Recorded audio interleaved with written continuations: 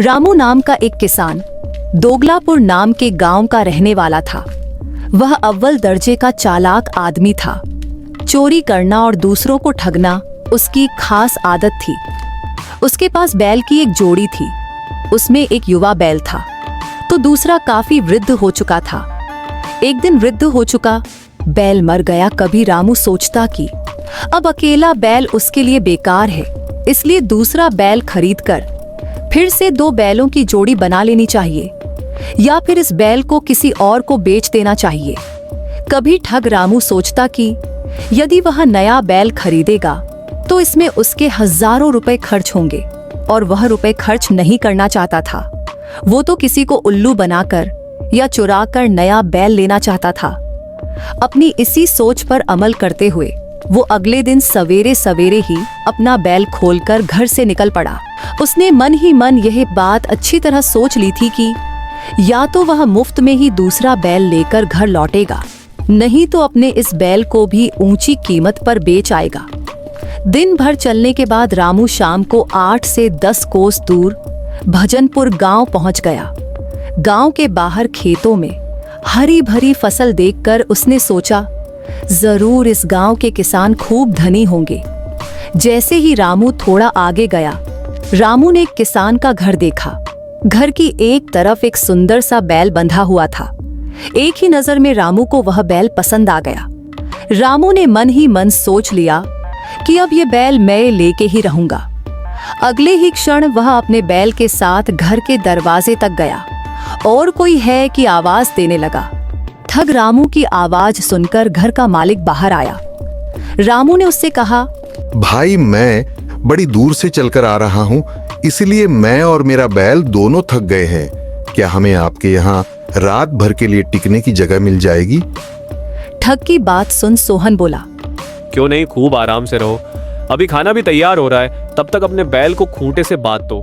सोहन किसान की बात सुनकर रामू ने सोचा, ये आदमी तो बहुत ही भोला और दयालु लगता है। ऐसे आदमी को ठग लेना तो बहुत आसान बात है। थोड़ी देर में जब वह दोनों भोजन कर चुके तो किसान ने एक कमरे में रामू का बिस्तर लगा दिया और खुद दूसरे कमरे में सोने चला गया। रामू ठग जिस कमरे में सो रहा था, उसे कमरे में एक बड़ा सा संदूक रखा हुआ था। रामू को लगा कि शायद इस संदूक में धन रखा हुआ होगा, और यह सोचकर उसे नींद नहीं आ रही थी। आधी रात को रामू उठा और संदूक खोलने के लिए कोई उपाय सोचने लगा। अभी वह बैठा बैठा कोई और उपाय सोच रहा था, तभी उसने दूसरे कमरे से आ रही सोहन किसान की आवाज सुनी।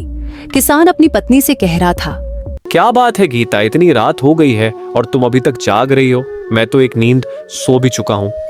तब किसान की पत्नी ने कहा, नींद तो तब आए मुझे जब मन में कोई चिंता ना हो। कितनी बार मैं आज आपको कह चुकी हूँ कि जल्दी ही दूसरा बैल खरीद लो, पर आप मेरी मानते ही नहीं।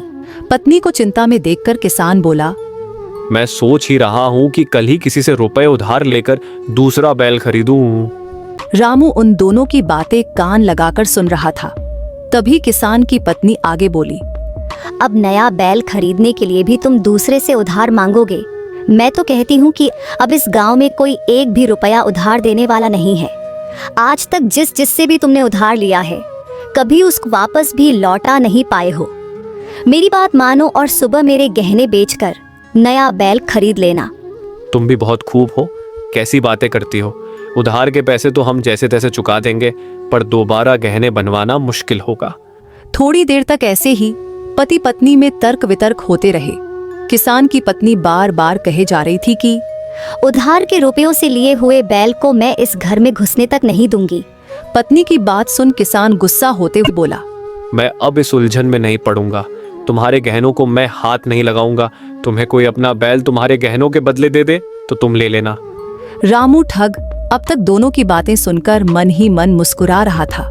वह सोचता है कि ये दोनों पति पत्नी मूर्ख ही नहीं बल्कि महामूर्ख हैं, और मुझे इनकी मूर्खता का फायदा जरूर उठाना चाहिए। इसके लिए चाहे मुझे 1-2 दिन और इनके घर में क्यों ना रहना पड़े।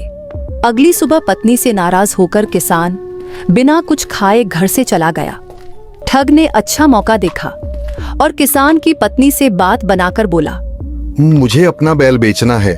अगर इस गांव में किसी को बैल की जरूरत हो तो मुझे बता दो, क्योंकि मेरे लिए यह बैल फालतू है। मेरा कोई खेत खलियान तो है नहीं जो मुझे इसकी जरूरत हो।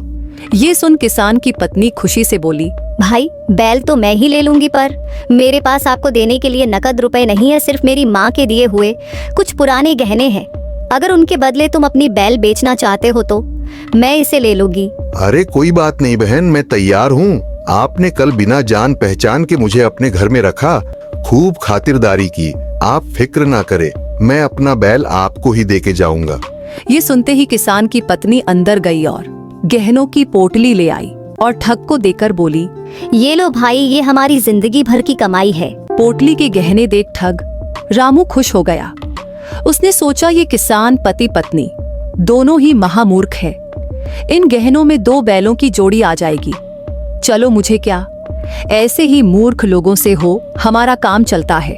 लेकिन अब मुझे किसान के आने से पहले ही चले जाना चाहिए। कहीं ऐसा ना हो कि किसान की बातों में आकर उसकी पत्नी अपने दिए हुए गहने वापस मांग ले। ठग उसी वक्त अपना बैल किसान की पत्नी को देकर अपने गांव की तरफ चल पड़ा।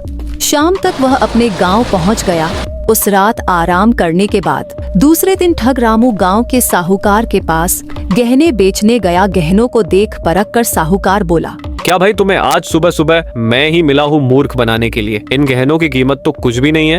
ये सब के सब नकली गहने हैं, सोनी चांदी के नहीं है। साहूकार की ये बातें सुनकर ठग रामू खुद को ठगा सा महसूस करने लगा। उसे अब समझ आया कि उसने किसान पति पत्नी से गहने नहीं ठगे थे, बल्कि उन दोनों पति पत्नी ने मिलके उससे उसका बैल ठग लिया था। उसने अब जाना कि वह दोनों मूर्ख नहीं थे, बल्कि उससे भी ज्यादा चालाक थे। वह पछता कर रह गया। उसे समझ में आ गया था कि एक दिन शेर को 1.25 शेर जरूर मिलता है। दोस्तों, आपको कहानी कैसी लगी हमें कमेंट करके जरूर बताएं। अगर आपको कहानी अच्छी लगी हो तो इसे लाइक करें, शेयर करें और चैनल को सब्सक्राइब जरूर करें। धन्यवाद।